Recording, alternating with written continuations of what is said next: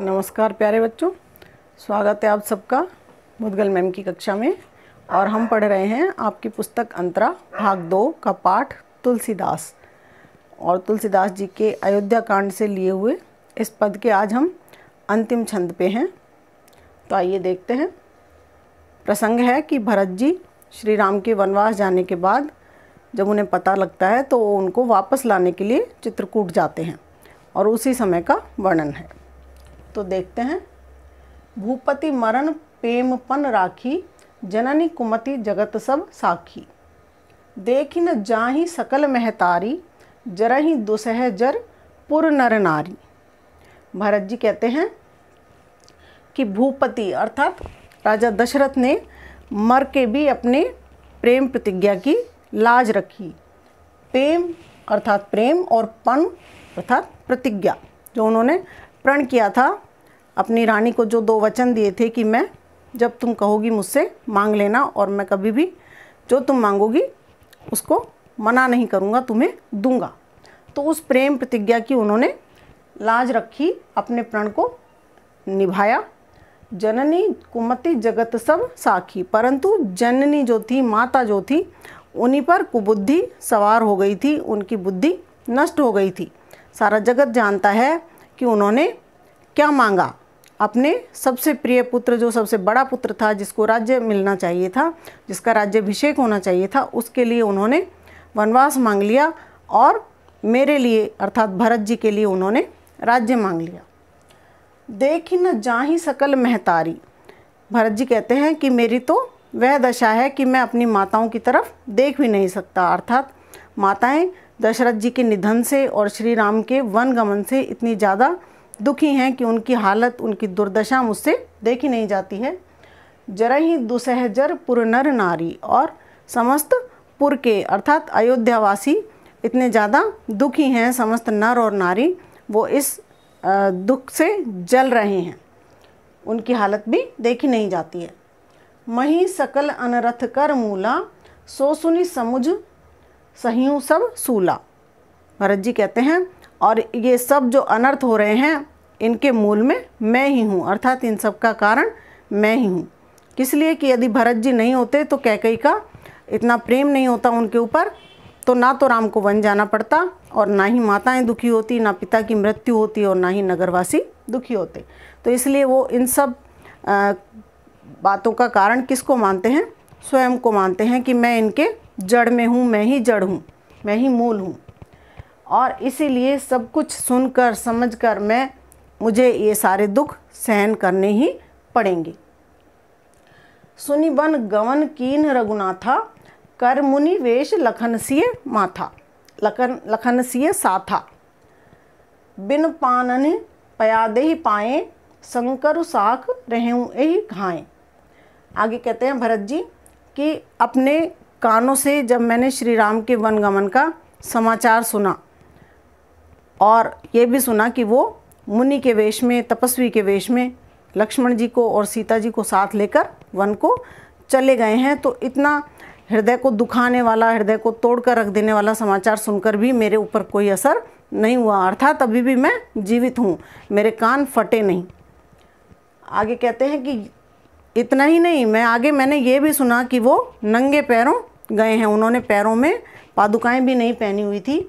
और शंकर जी साक्षी हैं, साख यानी साक्षी, तो शंकर जी यानी शंकर भगवान स्वयं साक्षी हैं कि इतने बड़े बड़े घाव सहने के बाद भी मैं इस धरती पर अभी जिंदा हूँ। बहुरी निहार निषाद सनेहू, कुलिस कठिन उर भयहु न बेहू।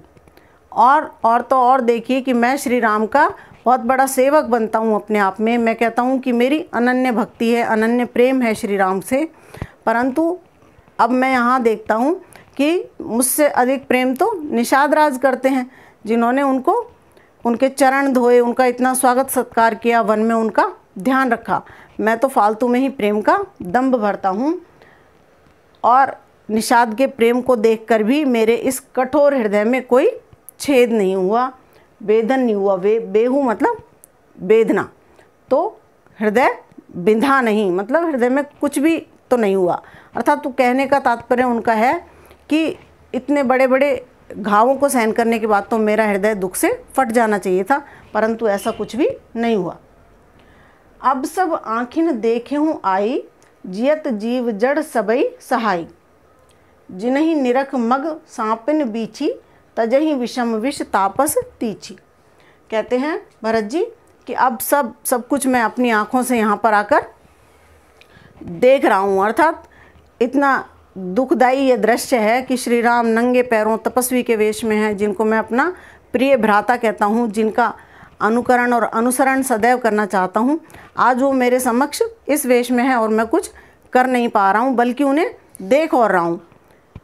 तो यह जो है अपने आप को वो धिक्कार रहे हैं। कहते हैं कि जब तक मैं जीऊँगा जियत जीव जड़ सबई सहाई, कि मेरा यह जीव जो है जड़ हो चुका है, अर्थात इतने कठोर कठोर दृश्यों को देखने के बाद भी यह कुछ करता नहीं है, तो यह बिल्कुल जड़ हो चुका है और अब मुझे ये सारे दुख सहन करने ही होंगे। जिन्हीं निरख मग सांपन बीछी, जिनको देखने के बाद रास्ते के सांप और बिच्छू भी अपना विष छोड़ देते हैं, बीछी अर्थात बिच्छू। तजहि विषम विष, अपने विषम विष को त्याग देते हैं और वो तपस्वी बन जाते हैं। तै रघुनंदन लखन सियो सिय अनहित लागे जाहि, तासु तनय तजि दुसह दुख देव सहावहि काहि। कहते हैं कि ऐसे श्री राम जिनको देखने के बाद, जिनके दर्शन मात्र से ही सांप और बिच्छू भी अपना जहर त्याग देते हैं और तपस्वी की भांति व्यवहार करने लगते हैं, आचरण करने लगते हैं, ऐसे श्री रघुनंदन लखन और सीता जिनको मैं माता कहता हूँ, वो सब मेरे ही कारण आज इस विपदा में पड़े हुए हैं। तो ऐसे पुत्र के लिए, अर्थात किसके लिए, स्वयं के लिए बोल रहे हैं कि कैकेयी का पुत्र है भरत, तो ऐसे पुत्र के लिए देव जो है, देव अर्थात देव यानी विधाता, तो विधाता जो है दुसह दुख उसे सहन ही करवाएगा, अर्थात अभी मेरे प्राण छूटने वाले नहीं हैं।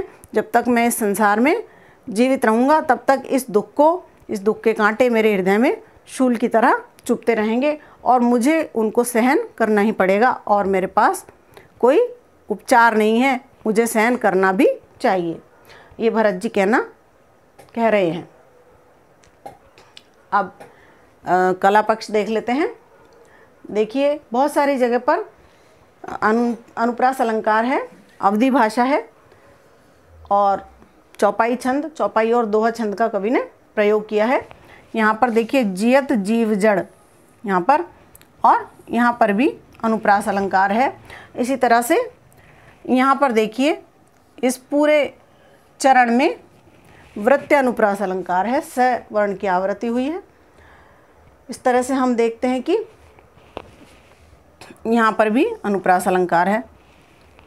तो इस तरह से हम देखते हैं कि बहुत ही सुंदर वर्णन तुलसीदास जी ने किया है और मैं समझती हूँ आपको बहुत अच्छा लगा होगा, समझ में आया होगा। और यदि आपको नहीं समझ में आता है, कुछ छूट जाता है, तो आप कमेंट बॉक्स में लिखकर पूछ सकते हैं और कमेंट सेक्शन में कुछ अच्छे कमेंट करना चाहें तो वो भी आप कर सकते हैं।